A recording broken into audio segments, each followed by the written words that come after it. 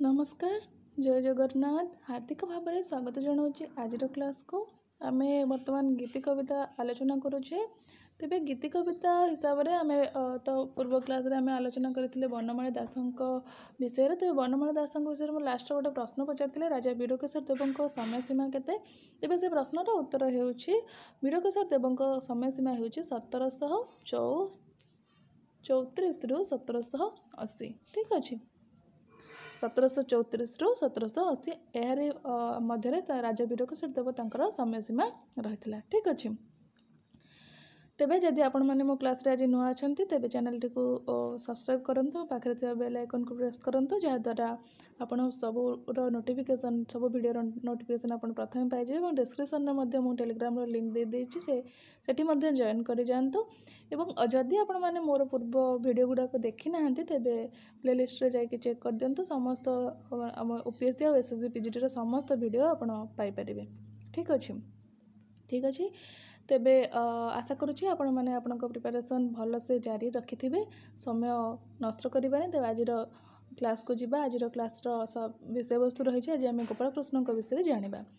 तेबे यही आम जमी पूर्व क्लास देखी जे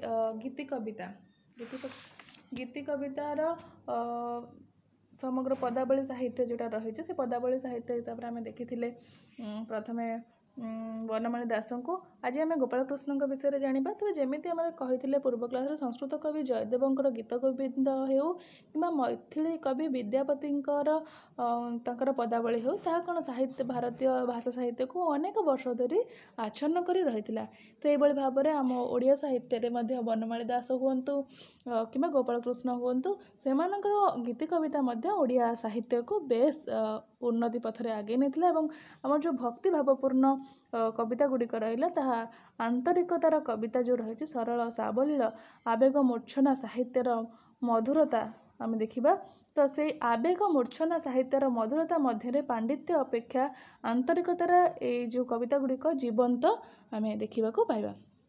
ठीक अच्छे तेबे आम जाना ये कवि केउठारे जन्मग्रहण करते वंश परंपरा कौन रही से क्यों कविता सब रचना करिसेंती।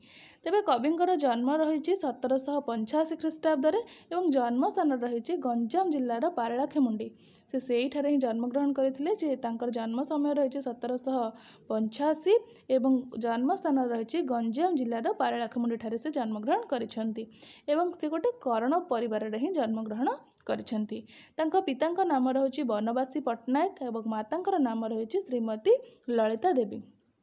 ठीक अच्छे तांका पिता बनमाली दास एवं श्रीमती ललिता देवी कोलमंडन करते 1785 ख्रीष्टाब्द गंजाम जिलार पारलाखेमुंडी ठारे गोपाल कृष्ण। ठीक अच्छे जनश्रुति अनुसार कविंकर पूर्वपुरुष जाजपुर जिलार कंसा कबाटी आसी पारलाखेमुंडी बसवास करुले। तेबे जनश्रुति अनुसार आम जब देखा ये गोपाल कृष्ण कवि गोपाल कृष्णकर पूर्वपुरुष जी कि जाजपुर जिले ही जाजपुर जिलार कंसा कबाटी से प्रथम बसवास करुले तार परवर्ती से आसी पारलाखेमुंडी ही बसवास करुले। कविंकर पिता पारलाखेमुंडी राजांकर पांच्याकरण कार्य करुले। यहाँ मन रखिबो जे कविंकर पिता पारलाखेमुंडी राजा जी रही पाखे पांच्याकरण कार्य करुले। कवि रागानुगा पंथी वैष्णव थिले हैला।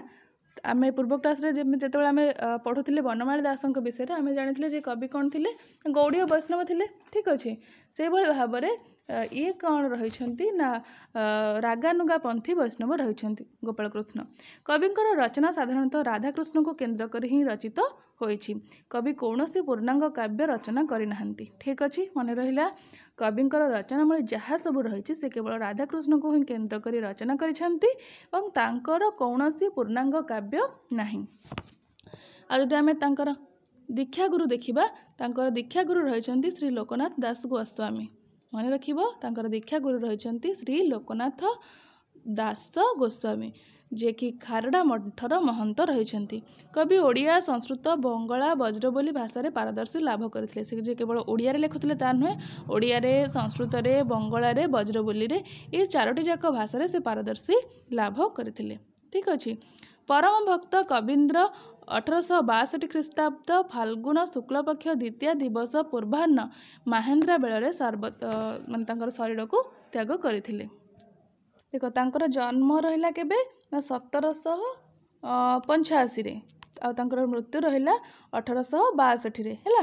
ତିଥି ମଧ୍ୟ ରହିଛି ଫାଲ୍ଗୁନ ଶୁକ୍ଲପକ୍ଷ ଦ୍ୱିତୀୟ ଦିବସ ପୂର୍ବାହ୍ନ ମାହେନ୍ଦ୍ରା ବେଳରେ ହିଁ ସେ ଶରୀର ତ୍ୟାଗ କରିଛନ୍ତି। ଏବଂ ତାଙ୍କର ପୁତ୍ରମାନଙ୍କର ନାମ ରହିଛି ଗୌରଚନ୍ଦ୍ର, ହରିବନ୍ଧୁ ଏବଂ କରୁଣାନିଧି। ଏ 3 ଜଣ ତାଙ୍କର ପୁତ୍ର ରହିଛନ୍ତି। ଗୋପାଳକୃଷ୍ଣଙ୍କର ପୁତ୍ର କିଏ? ଗୌରଚନ୍ଦ୍ର, ହରିବନ୍ଧୁ ଏବଂ କରୁଣାନିଧି। ଠିକ୍ ଅଛି। ତାଙ୍କର ପ୍ରଥମ କବିତାଟି ସେ ଏକ ବୈଶ୍ୟ ହେଲା ବୈଶ୍ୟ କୁମୁଟି ଜାତୀୟ ସୁନ୍ଦରୀ ଯୁବତୀ ପ୍ରତି ଲକ୍ଷ୍ୟ କରି ଲେଖିଥିଲେ। ମନେ ରଖିବା ତାଙ୍କର ପ୍ରଥମ କବିତା ସେ କାହାକୁ ଲକ୍ଷ୍ୟ କରି ଲେଖିଥିଲେ ନା ସେ ଗୋଟେ ବୈଶ୍ୟାକୁ ଲକ୍ଷ୍ୟ କରି ଲେଖିଥିଲେ। ସେ ବୈଶ୍ୟାର ନାମ ହେଉଛି କୁମୁଟି। ସେହି ଦିନଠାରୁ ସେ କେବଳ ଗ୍ରାମ୍ୟ ରସାତ୍ମକ ଗୀତିମାନ ହିଁ ରଚନା କରୁଥିଲେ। ଯେବେଠାରୁ ସେ ପ୍ରଥମ କବିତା ତାଙ୍କର ସେ ବେଶ୍ୟା କୁମୁଟି ସୁନ୍ଦରୀ ଯୁବତୀ ପ୍ରତି ଲକ୍ଷ୍ୟ କରି ଲେଖିଛନ୍ତି, ତାର ପରବର୍ତ୍ତୀ ସମୟରେ ସେ କେବଳ ଗ୍ରାମ୍ୟ ରସାତ୍ମକ ଗୀତିମାନ ହିଁ ଲେଖୁଥିଲେ।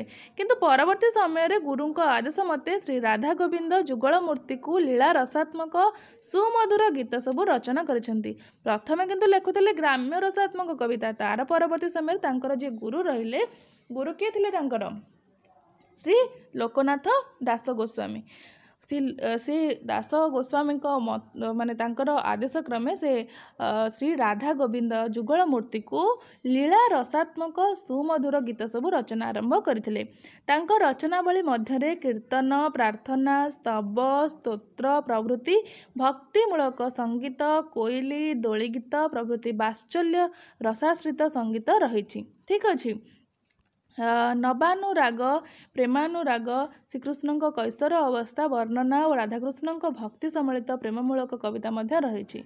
ସେ କ'ଣ କ'ଣ ରଚନା କରିଛନ୍ତି? ତାଙ୍କ ରଚନା ମଧ୍ୟରେ କୀର୍ତ୍ତନ ଅଛି, ପ୍ରାର୍ଥନା ଅଛି, ସ୍ତବ ଅଛି, ସ୍ତୋତ୍ର ଅଛି, ଭକ୍ତିମୂଳକ ସଙ୍ଗୀତ ଅଛି, କୋଇଲି ଅଛି, ଦୋଳି ଗୀତ ଅଛି, ବାତ୍ସଲ୍ୟ ଗୀତ ଅଛି, ନବାନୁରାଗ ଅଛି, ପ୍ରେମାନୁରାଗ ଅଛି, ଶ୍ରୀକୃଷ୍ଣଙ୍କ କୈଶୋର ଅବସ୍ଥାର ବର୍ଣ୍ଣନା ରହିଛି, ରାଧାକୃଷ୍ଣଙ୍କ ଭକ୍ତି ସମ୍ବଳିତ ଗୀତିକା ରହିଛି। ତାଙ୍କର ରାଧାକୃଷ୍ଣଙ୍କର ପ୍ରେମମୂଳକ କବିତା ଗୁଡ଼ିକ ମଧ୍ୟ ଆମେ ଦେଖିବାକୁ ପାଇବା। ଠିକ୍ ଅଛି। କବିଙ୍କର କେତେଗୁଡ଼ିଏ ଅନୁବାଦ ପୁସ୍ତକ ରହିଛି, ଯେମିତିକି ଆମେ ଦେଖିବା। ପ୍ରଥମ ତାଙ୍କର ଅନୁବାଦ ରହିଛି ଚାଟ ପୁଷ୍ପାଞ୍ଜଳି। ଚାଟ ପୁଷ୍ପାଞ୍ଜଳିରେ ଶ୍ରୀରାଧାଙ୍କର ସର୍ବାଙ୍ଗ ବର୍ଣ୍ଣନା କରାଯାଇଛି। ମନେ ରଖିବ ତାଙ୍କର ପ୍ରଥମ ଅନୁବାଦ ପୁସ୍ତକ ରହିଛି ଚାଟ ପୁଷ୍ପାଞ୍ଜଳି। ସେଥିରେ ଶ୍ରୀରାଧାଙ୍କ ସର୍ବାଙ୍ଗର ବର୍ଣ୍ଣନା କରାଯାଇଛି। ଏଥିରେ 24 ଶ୍ଲୋକ ରହିଛି। ଠିକ୍ ଅଛି। ଆଉ ଏଇଠି ମୋର ଆପଣମାନଙ୍କ ପାଇଁ ପ୍ରଶ୍ନ, ଏଇ ଯେଉଁ ପ୍ରଥମେ ଯେଉଁ ଚାଟ ପୁଷ୍ପାଞ୍ଜଳି ରଚନା କରିଛନ୍ତି ତାହାର ମୂଳ ଲେଖକ କିଏ? ହେଲା, ତିଥି ତାକୁ ଅନୁବାଦ କରିଛନ୍ତି, ତାର ତ ଜଣେ ମୂଳ ଲେଖକ ଥିବେ। ତ ମୂଳ ଲେଖକ କିଏ? ଆଜିର ପ୍ରଶ୍ନ ମୋର ଆପଣମାନଙ୍କ ପାଇଁ ଏଇ ପ୍ରଶ୍ନଟି ମୋତେ କମେଣ୍ଟ ସେକ୍ସନରେ ଉତ୍ତର ଦେବାକୁ ଅନୁରୋଧ। ଏହା ବ୍ୟତୀତ ସେ ବିଲ୍ୱମଙ୍ଗଳଙ୍କର ଶ୍ରୀକୃଷ୍ଣ କର୍ଣ୍ଣାମୃତ, ମୁକୁନ୍ଦ ମୁକ୍ତାବଳୀ, ବ୍ରହ୍ମ ସଂହିତା ଏସବୁ ମଧ୍ୟ ସେ କ'ଣ କରିଛନ୍ତି ନା ଅନୁବାଦ କରିଛନ୍ତି। କ'ଣ କ'ଣ ଆଉ ଥରେ ଲେଖିଦେଉଛି। ଶ୍ରୀକୃଷ୍ଣ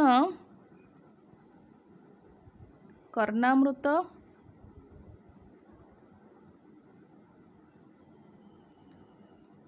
ମୁକୁନ୍ଦ ମୁକ୍ତାବଳୀ,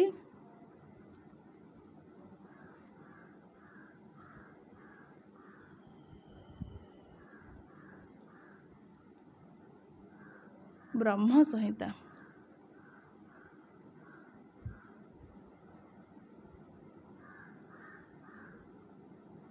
এই ତିନୋଟି ଯାକ କାହାଙ୍କର? ଏ ତିନୋଟି ଯାକ ହେଉଛି ବିଲ୍ୱମଙ୍ଗଳଙ୍କର। ବିଲ୍ୱମଙ୍ଗଳ ହେଉଛନ୍ତି ଏହାର ପୂର୍ବ ମାନେ ଅର୍ଥାତ୍ ମୂଳ ଲେଖକ ଏହାର ହେଉଛନ୍ତି ବିଲ୍ୱମଙ୍ଗଳ। ଏହାର ଅନୁବାଦ କରିଛନ୍ତି ଗୋପାଳକୃଷ୍ଣ। ଠିକ୍ ଅଛି। ତା ବ୍ୟତୀତ ସେ ଶ୍ରୀ ଗୁରୁ ପଞ୍ଚକ ସ୍ରୋତ ସେ ରଚନା କରିଛନ୍ତି। ଶ୍ରୀ ଶ୍ରୀ ରାଧା ନକ୍ଷତ୍ରମାଳା ସ୍ରୋତ ମଧ୍ୟ ରଚନା କରିଛନ୍ତି, ଯାହା ହେଉଛି ଆମର ସଂସ୍କୃତରେ ସେ ରଚନା କରିଛନ୍ତି। ଏଥିରେ 27 ମାନେ ଶ୍ଲୋକ ରହିଛି। ଠିକ୍ ଅଛି। ତାର ପରବର୍ତ୍ତୀ ସମୟରେ ପ୍ରାର୍ଥନା ରତ୍ନାଞ୍ଜଳି, ଏଥିରେ 78 ପଦ ରହିଛି। ଇଏ ହେଉଛି ତାଙ୍କର ଓଡ଼ିଆ ସ୍ରୋତ। ଏଠି ଆମେ ଦେଖିଲେ ଶ୍ରୀ ଶ୍ରୀ ରାଧା ନକ୍ଷତ୍ରମାଳା ସ୍ରୋତ ହେଉଛି ତାଙ୍କର ସଂସ୍କୃତ, ଆଉ ପ୍ରାର୍ଥନା ରତ୍ନାଞ୍ଜଳି ହେଉଛି ତାଙ୍କର ଓଡ଼ିଆ ସ୍ରୋତ। ସେଥିରେ 78 ପଦ ରହିଛି। ଏହା ବ୍ୟତୀତ ଶ୍ରୀ ଶ୍ରୀ ବୃକ୍ଷ ଭାନୁଜା ପ୍ରେମ ନାମାବଳୀ, ମୁକୁନ୍ଦ ମୁକ୍ତାବଳୀ, ଶ୍ରୀରାଧାଙ୍କ ଦଶନାମ ସ୍ରୋତ ସେ ମଧ୍ୟ ରଚନା କରିଛନ୍ତି। तेबे हाँ ये जो मुकुंद मुक्तामलटी रही है यहाँ अनुवाद पुस्तक ठीक अच्छे मन रखिए यहाँ अनुवाद पुस्तक। शेष जीवन पर्यंत श्री श्री राधा गोविंद जुगल लीला रसामृत छांद चौतीसा बोली चौतीसा दुई थर हो जाइए 500 संख्यक ग्रंथ एवं पद्य से लिखि जाइछन्ति एवं तांकर भजनावली रही भजनावली तांकर कौन रही ना प्रार्थना और मन शिक्षा ये दुईटी भजनावली से रचना करिछन्ति ठीक अच्छे मन रखिबा ये दुईटी भजनावली से रचना करिछन्ति। तो यह व्यतीत मध्य से क्षुद्र ग्रंथ मध्य तांकर रचना करिछन्ति। क्षुद्र ग्रंथ कौन सब रही देखिबा क्षुद्र ग्रंथ से रही श्री श्री वृंदावन परिक्रमा ब्रज भावना मृत भक्ति प्रेम भक्ति चंद्रिका एवं स्वप्न विलास ये 4टी क्षुद्र ग्रंथर रचयिता मध्य गोपाल कृष्ण। कविंकर प्रतिष्ठित 2 गोटी ग्रंथालय एबे पर्यंत मध्य विराजमान होइछि से 2टी ग्रंथालय मध्य मन रखिबो से 2टा ग्रंथालय मध्य बेले बेले परीक्षा प्रश्न आसुछि। श्री श्री राधाकांत पुस्तक भंडार आ ए जो ग्रंथालय आमे जाको इंग्रजी लाइब्रेरी बोली कहूछु सेटा केउठार अवस्थित खारड़ा ग्रामस्थ श्री राधाकांत मठ गंजाम जिले ही अवस्थित। द्वितीयटी रही श्री श्री विनायक पाठागार पट्टुग्राम धराकोट यहाँ से गंजाम रे ही अवस्थित ठीक अच्छे। यह व्यतीत से आउ कि गीति कविता गुड़िक रचना कर गीति कविता गुड़िक मुझे कहीदे से पेन पेपर पाखे अच्छे लिखि दिंतु।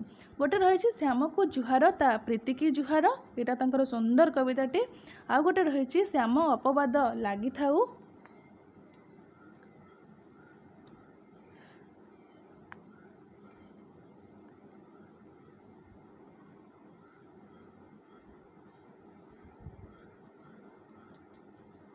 तापर रही कदम्ब बने बंशी बाजिला रे तापर रही मोहन रीति चिन्हा पड़िला माँ तापर रही कानन रे बीतान रे एक गान शुभुजी माँ ता परवर्ती समय रही ब्रज को चोर आसी तार परवर्ती समय रही सुषमाननी मानिनी गज गामिनी तेज मानरे तार परवर्ती समय रही बजेन्द्र कुमार तार परवर्ती समय रही तरणी तनया तरणी रे आज कला केते हरबर तार परवर्ती समय रही रस मानस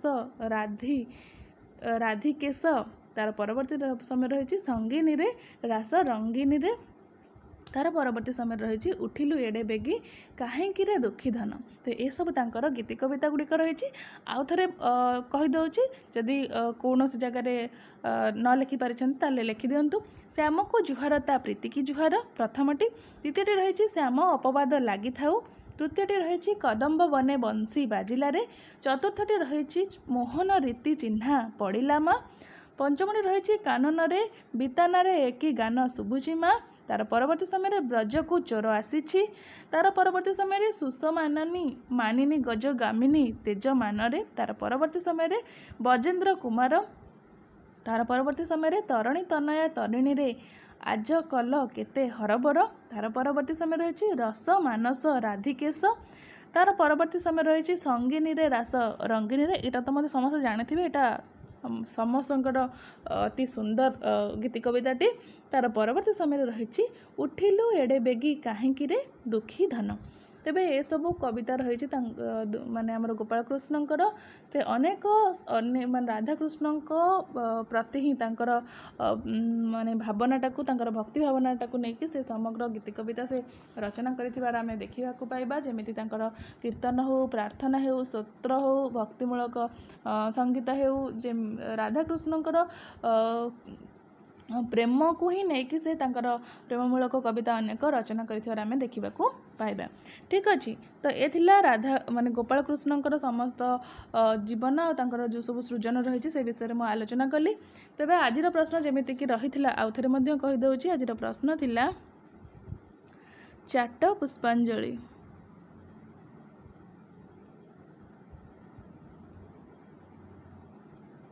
जहाँ तांकर अनुवाद पुस्तक रही है चाट पुष्पांजलिर मूल लेखक किए प्रश्नटी आउ थे कहीदे चाट पुष्पांजलिर मूल लेखक यहाँ तो आम जाने गोपाल कृष्णंकर यहाँ हूँ अनुवाद पुस्तक एथिरे आमर राधाकृष्णंकर माने सॉरी श्रीराधांकर सर्वांग वर्णना रही आम चतुर्विंश श्लोक रही। तेबे यार जो मूल लेखक अनुवाद पुस्तकर मूल लेखकर नाम कौन? ठीक अच्छे यार उत्तर मत कमेंट सेक्शन में जनवाक अनुरोध। तेबे आज क्लास केमिति लागिला मत जनइबे और क्लास टी को लाइक करेंगे। जदि आपण मानक भितर के भी मो क्लास रे नुआ अच्छा तेज चैनल टी को सब्सक्राइब करने को अनुरोध और पाखे बेल आइकन को प्रेस करूँ जहाद्वारा सब नोटिफिकेशन आपण पाइपर और डिस्क्रिप्शन लिंक रे टेलीग्राम लिंक दि जाए जाकि टेलीग्राम रे जॉइन हो पारे। तेबे मत आज विदाय दिंतु पुणी देखा आम आसंता क्लास रे आउ गोटे नुआ चैप्टर को लेकिन। नमस्कार, जय जगन्नाथ।